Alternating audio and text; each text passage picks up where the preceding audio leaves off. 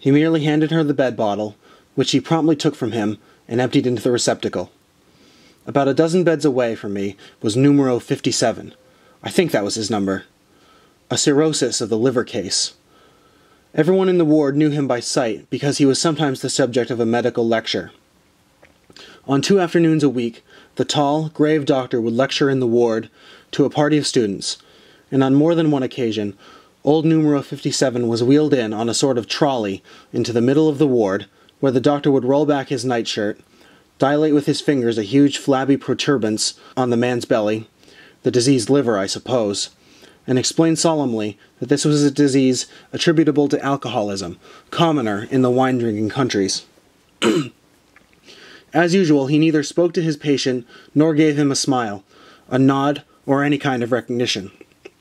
While he talked, very grave and upright, he would hold the wasted body beneath his 2 hands, sometimes giving it a gentle roll to and fro, in just the attitude of a woman handling a rolling pin. Not that numero 57 minded this kind of thing. Obviously he was an old hospital inmate, a regular exhibit at lectures, his liver long since marked down for a bottle in some pathological museum. Utterly uninterested in what was said about him, he would lie with his colorless eyes gazing at nothing, while the doctor showed him off like a piece of antique china. He was a man of about 60, astonishingly shrunken.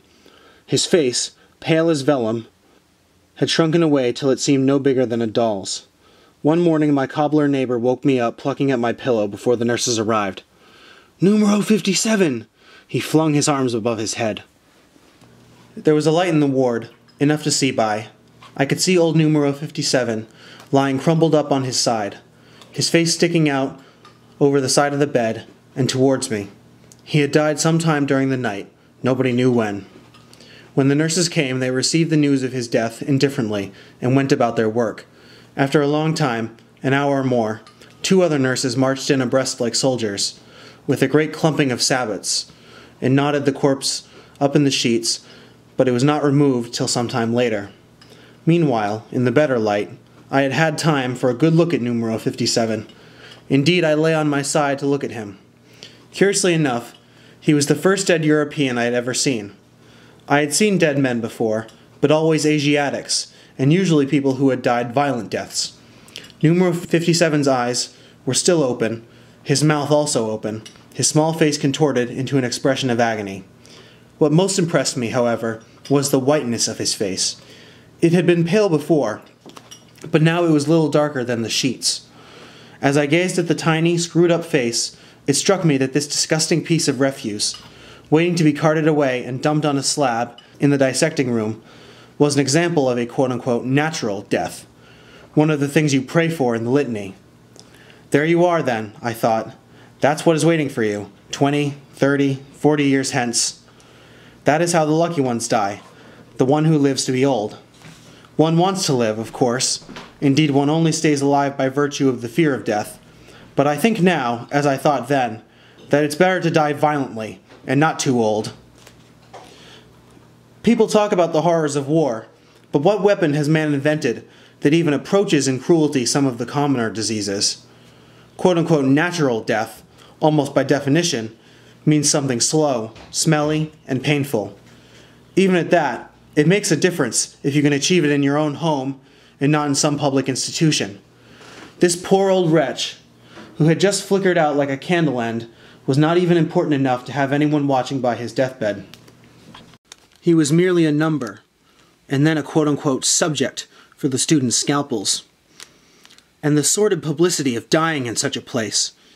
In the Hôpital X, the beds were very close together, and there were no screens. Fancy, for instance, dying like the little man whose bed was for a while foot to foot with mine, the one who cried out when the bedclothes touched him. I dare say, "J'ai peace," were his last recorded words. Perhaps the dying don't bother about such things. That at least would be the standard answer. Nevertheless, dying people are often more or less normal in their minds, till within a day or so of the end. In the public wards of a hospital, you see horrors that you don't seem to meet with among people who manage to die in their own homes, as though certain diseases only attacked people at the lower income levels. But it is a fact that you would not in any English hospital see some of the things I saw at the Hôpital X. This business of people just dying like animals, for instance, with nobody standing by, nobody interested, the death not even noticed till the morning, this happened more than once.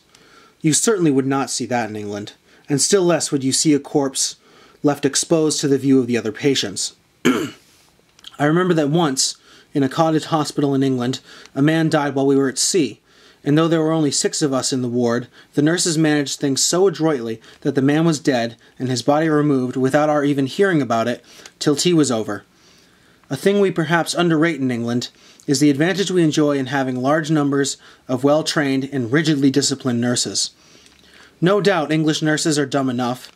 They may tell fortunes with tea leaves, wear Union Jack badges, and keep photographs of the Queen on their mantelpieces, but at least they don't let you lie unwashed and constipated on an unmade bed, out of sheer laziness.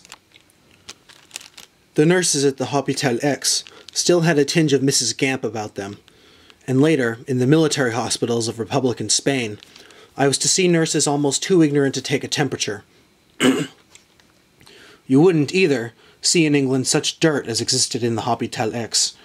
Later on, when I was well enough to wash myself in the bathroom, I found that there was kept there a huge packing case into which the scraps of food and dirty dressings from the ward were flung, and the wainscotings were infested by crickets. When I had got back my clothes and grown strong on my legs, I fled from Hôpital X, before my time was up and without waiting for a medical discharge. It was not the only hospital I have fled from, but its gloom and bareness, its sickly smell, and above all, something in its mental atmosphere stand out in my memory as exceptional. I had been taken there because it was the hospital belonging to my arrondissement, and I did not learn till after I was in it that it bore a bad reputation. A year or two later, the celebrated swindler, Madame Hanaud, who was ill while on remand, was taken to the Hôpital X, and after a few days of it, she managed to elude her guards, took a taxi, and drove back to the prison, explaining that she was more comfortable there. I have no doubt that the Hôpital X was quite untypical of French hospitals even at that date. But the patients, nearly all of them working men, were surprisingly resigned. Some of them seemed to find the conditions almost comfortable, for at least 2 were destitute malingerers, who found this a good way of getting through the winter. The nurses connived because the malingerers made themselves useful by doing odd jobs, but the attitude of the majority was, "Of course this is a lousy place, but what else do you expect?" It did not seem strange to them that you should be woken at 5 and then wait 3 hours before starting the day on watery soup, or that people should die with no one at their bedside, or even that your chance of getting medical attention should depend on catching the doctor's eye as he went past. According to their traditions, that was what hospitals were like. If you are seriously ill, and if you are too poor to be treated in your own home, then you must go into hospital, and once there, you must put up with harshness and discomfort, just as you would in the army. But on top of this, I was interested to find a lingering belief in the old stories that have now almost faded from memory in England. Stories, for instance, about doctors cutting you open out of sheer curiosity, or thinking it funny to start operating before you were properly, quote-unquote, under. There were dark tales about a little operating room, said to be situated just beyond the bathroom. Dreadful screams were said to issue from this room. I saw nothing to confirm these stories, and no doubt they were all nonsense, though I did see 2 students kill a 16-year-old boy, or nearly kill him. He appeared to be dying when I left the hospital, but he may have recovered later, by a mischievous experiment, which they probably could not have tried on a paying patient. Well within living memory, it used to be believed in London that in some of the big hospitals, patients were killed off to get dissection subjects. I didn't hear this tale repeated at the Hôpital X, but I should think some of the men there would have found it credible. For it was a hospital in which not the methods, perhaps, but something of the atmosphere of the 19th century had managed to survive, and therein lay its peculiar interest. During the past 50 years or so, there has been a great change in the relationship between doctor and patient. If you look at almost any literature before the later part of the 19th century, you find that a hospital is popularly regarded as much the same thing as a prison, and an old-fashioned, dungeon-like prison at that. A hospital is a place of filth, torture, and death, a sort of antechamber to the tomb.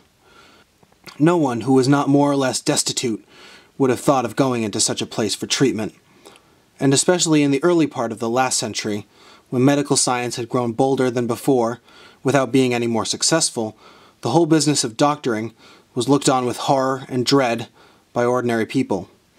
Surgery in particular was believed